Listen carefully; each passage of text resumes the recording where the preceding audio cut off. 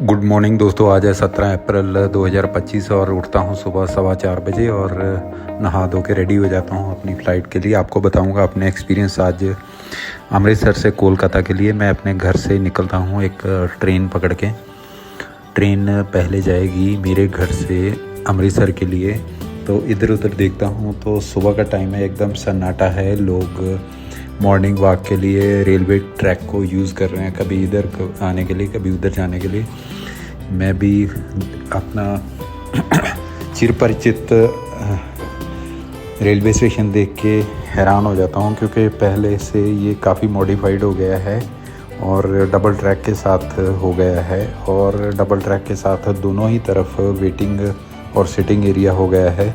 और पहली बार दोस्तों मेरा घर का नज़दीक का रेलवे स्टेशन आप है मेरे यूट्यूब चैनल कारवां संधू पे। प्लीज़ इसको सब्सक्राइब जरूर करना जी, और लाइक भी करना, शेयर भी ज़रूर कर देना दोस्तों। मेरा रेलवे स्टेशन जो है वो उसका बिल्डिंग ब्रिटिश और अंग्रेज़ों के टाइम का बना हुआ है। ये इन बिटवीन एक मॉर्निंग में और ट्रेन आ जाती है जिसका वहीं क्रॉसिंग होती है, और फिर ये मेरी ट्रेन इसके जाने के बाद चलती है जी। तो मैं कह रहा था कि आज भी इंडिया में बहुत सारी बिल्डिंग, गवर्नमेंट बिल्डिंग जो है ब्रिटिश या गवर्नमेंट या ब्रिटिश एरा या ब्रिटिश ने या अंग्रेज़ों ने जब भारत पे राज किया हुआ था तो उस दौरान की बनी हुई हैं। चाहे वो गेस्ट हाउस हैं हर सिटीज़ में, चाहे वो रेलवे के जैसे रेलवे स्टेशन हैं वो हर जगह पे बने हुए, वो भी गुरु ने और ब्रिटिश ने ही बनाए हुए हैं।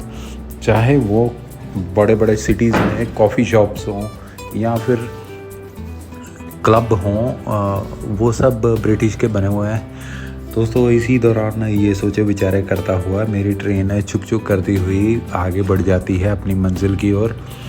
दोस्तों अभी मौसम इतना ज़्यादा गर्मी वाला नहीं है, एकदम प्लेजेंट मौसम है। पर मैं कोलकाता के लिए जा रहा हूँ तो कोई स्वेटर कोई जैकेट नहीं ली है, क्योंकि मेरे को पता है कि वहाँ एकदम से गर्मी का माहौल और ज़्यादा ठंडी वहाँ होती नहीं है जी। वैसे भी अप्रैल जाने वाला है। इस बिटवीन छोटे छोटे स्टेशन पार करता हुआ मैं अमृतसर पहुँच जाता हूँ। अमृतसर से मैं एक ओला बाइक हायर करके मैं पहुँच जाता हूँ, कहाँ पहुँच जाता हूँ, एयरपोर्ट, श्री गुरु रामदास एयरपोर्ट की ओर चलता हूँ जी। अमृतसर दोस्तों, जब मैं मेरे मामा जी का घर अमृतसर है, जब मैं बचपन में अमृतसर आता तो मेरे को बहुत ज़्यादा ग्लिटरिंग और शाइनिंग लगता था। इनफैक्ट वो आज भी है, लेकिन आज हर एक चीज़ वो जो अमृतसर में अवेलेबल है वो मेरे घर गांव में भी अवेलेबल हो गई है। इस वजह से मेरे नज़रों में आज अमृतसर की वो चमक हल्की सी फीकी पड़ गई है। हम ये तो नहीं कह सकते फीकी पड़ गई है, लेकिन कंपैरेटिव अमृतसर वो फैसिलिटी सारी हमारे गांव में भी अवेलेबल हो गई है, जिनमें मेन है इंटरनेट और उसके साथ है मल्टीनेशनल कंपनी के फूड चेन रेस्टोरेंट, और साथ में पीवीआर या मल्टीप्लेक्सेस या फिर बड़े बड़े शॉपिंग कम्प्लेक्स जैसे विशाल, वी, मेगामेट और बहुत सारी कंपनियों के इंटरनेशनल ब्रांड के गारमेंट शोरूम भी खुल गए हैं जी। लेकिन इकलौते गोल्डन टेम्पल की वजह से आज और आने वाली सदियों तक भी अमृतसर हमेशा ग्लिटरिंग और शाइनिंग रहेगा जी।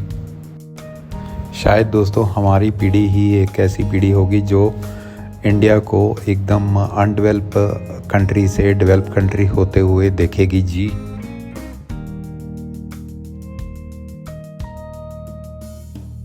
देखिए दोस्तों, मैं बहुत बार ओला या उबर करके अमृतसर एयरपोर्ट आया है, लेकिन सब टैक्सी वालों ने, निखट्टुओं ने मेरे को पीछे ही उतारा। लेकिन ये बाइक टैक्सी मेरे को बिल्कुल इन बिटवीन रिजिड प्लेस जहाँ पे डिपार्चर आती है वहाँ पे लेके जाके छोड़ के आया है जी। तो मैंने उतर के देखा कि इस बार इंटरनेशनल एयरपोर्ट का कुछ सिनेरियो चेंज हो गया है, पार्टीशन बीच में बढ़ गया है। जैसे हमें एक शुरुआत में एंट्रेंस जो है बिल्कुल डिपार्चर के पास जाके लेते थे। अभी जो है डिपार्चर जाने वाले पैसेंजर जितने भी हैं उनको बिल्कुल पहले ही गेट से ले लिया जाता है। हाँ जी प्यारे दोस्तों, पहुंच चुका हूँ एयरपोर्ट और मिल गया है बोर्डिंग पास और लगेज भी चेक इन करवा लिया है। एयरपोर्ट में पहुँचते मुझे 2 तब्दीलियाँ नज़र आई। एक तो गेट जो था पहले बिल्कुल लास्ट में जाके निकालता था और उससे सेकंड गेट पे अंदर लेता था। अभी क्या किया है कि इन्होंने बिल्कुल जो पहला ही जैसे एंट्रेंस करते हैं पहला ही गेट है उसी पे एंट्रेंस करना चालू कर दिया है।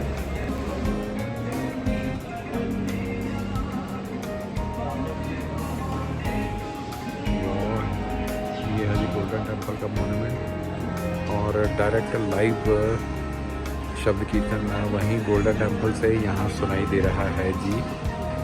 एयरपोर्ट साइड कैंपस में अमृतसर एयरपोर्ट पे जी ये है वो एंट्रेंस।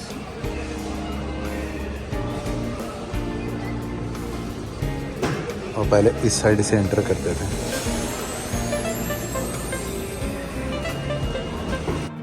दोस्तों भले ही मैं एक MNC रेस्टोरेंट के बाहर बैठा था लेकिन पराठे मैं अपने घरवाली के दिए हुए ही वहाँ कर रहा था ब्रेकफास्ट के लिए। और फिर उसके बाद निगाह टिका लेता हूँ बोर्डिंग पास की लाइन चेक इन जो है होने वाली है उसकी ओर। बोर्डिंग पास दिखाने के बाद मैं पहुँच जाता हूँ बस में। लोकल बस एक जो प्लेन तक पहुँचाती है, फिर हम प्लेन के बिल्कुल नज़दीक आए तो चले गए जी फिर कोलकाता।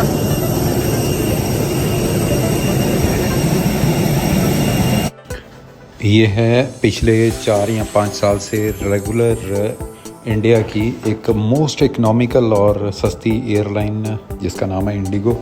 और भाई आपके कैरियर में इस इंडिगो एयरलाइन ने बहुत सपोर्ट किया है इधर आने और जाने के लिए, मुझे अपने काम से मिलाने और मुझे अपनी फैमिली से मिलाने के लिए जी।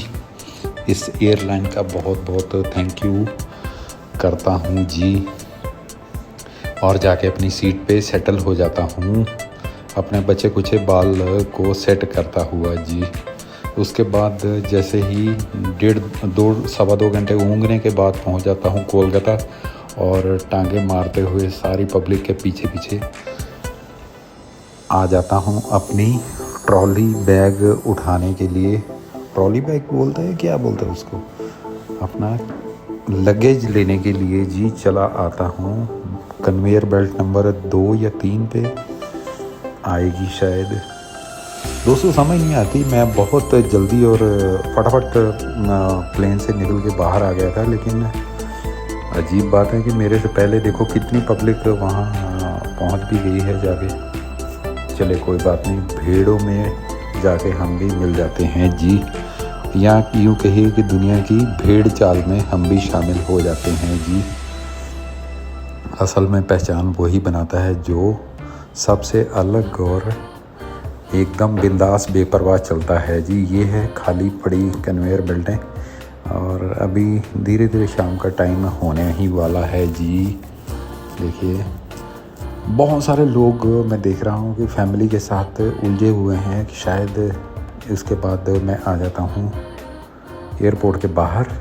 एयरपोर्ट के बाहर आते ही डिसाइड करता हूँ टैक्सी में जाऊँ या फिर बस में जाऊँ। दोस्तों बस और टैक्सी दोनों ही एसी हैं, लेकिन फ़र्क ये है कि अगर बस मिल गई तो बस में जाऊँगा, नहीं तो फिर टैक्सी में चला जाऊँगा। बस भी टाइमिंग से ही है, चल जाए तो फिर वेट करना पड़ता है, वेट नहीं करूँगा। दोस्तों धीरे धीरे सरकता हुआ बिल्कुल कोने पे जाके इसका बस स्टैंड है वहाँ जाऊँगा और जाके अपनी बस देखता हूँ। अगर मिल गई तो बस में ही चला जाऊँगा जी। बस से MG रोड का किराया ज़्यादा नहीं है और मैं बिल्कुल धीरे धीरे कोलकाता एयरपोर्ट के कोने में चला जाता हूँ, जहाँ से एक बस AC बस मिलती है जो हमें हावड़ा भी छोड़ती है और सियालदा भी छोड़ती है। अगर हावड़ा जाने वाली बस MG रोड तक मेरे को पहुँचाने के लिए वहाँ मिल गई तो फिर मैं उसी में टिक जाऊँगा और उसी में चला जाऊँगा जी। धीरे धीरे मैं करता हुआ मैं ये देखिए बिल्कुल कोने में आके उधर देखता हूँ सामने, तो वहाँ मेरे को बस एक नज़र आ जाएगी अगर खड़ी हुई तो। वो खड़ी है एक बस। लो भाई आपके भाई का काम बन गया है, तो हम उस बस में घुस जाएंगे। दोस्तों इससे क्या होगा कि हमारा पैसे काफ़ी सारे बच जाएंगे। वैसे तो टैक्सी जो है 500-600 ले लेती है और बस से काफ़ी कम पैसे लगते हैं। दोस्तों जैसे ही मैं एयरपोर्ट से निकलता हूँ तो एकदम अंधेरी और झक्कड़ का माहौल बन जाता है, जैसे कि लग रहा है कि बहुत ज़्यादा ह्यूमिडिटी और गर्मी है। हो ना हो कि बारिश और बादल आ ना जाएं और बारिश झूम के आएगी तो फिर मौसम सुहाना हो जाएगा जी। जैसे बस निकलती है एयरपोर्ट से तो बहुत सारे पार्किंग के खुले स्पेस नज़र आ जाते हैं, जहाँ पे लोगों ने अपनी गाड़ियाँ पार्क की हुई है जी अंडरग्राउंड। देखिए धीरे धीरे बस एयरपोर्ट से बाहर निकलती है और जो धूप है वो कहीं भी दिखाई नहीं दे रही और हर तरफ बादल छा रहे हैं और लगता है कि बारिश का माहौल बन जाएगा जी। धीरे धीरे बाहर हवा हल्की हल्की सी चलनी चालू हुई है, बस चलती जा रही है। लेकिन अभी आगे आता हूँ तो फिर एकदम बिल्कुल सुन्न सा हो जाता हूँ कि कहीं यार ये एकदम वहम ही तो नहीं है कि बारिश आएगी। वैसे ये देखो बारिश आई है, बहुत ज़्यादा बारिश गिरी है और चारों ही तरफ पानी पानी है। इन बिटवीन मेरे को ठंडी लग जाती है हल्की सी और मैं गर्मा गर्म चाय के लिए ऑर्डर करता हूँ और एक पिद्दी सी चाय पी लेता हूँ ताकि थकान ख़त्म हो जाए, फटीग ख़त्म हो जाएगी। देखिए बहुत सारा पानी है और हैट्स ऑफ है वो ट्रैफिक वाले पे जो इतनी भीड़ में खड़ा होके भी सबको डायरेक्शन दे रहा है और एक्सीडेंट को रोकने के लिए अपना ड्यूटी किस तरह से मुस्तैदी से निभा रहा है जी। भाई वाकई में कुछ लोग जियाले होते हैं अपने काम के प्रति और डेडिकेटेड रहते हैं। Thanks for watching my video जी। धन्यवाद करता हूँ आपको मेरा वीडियो देखने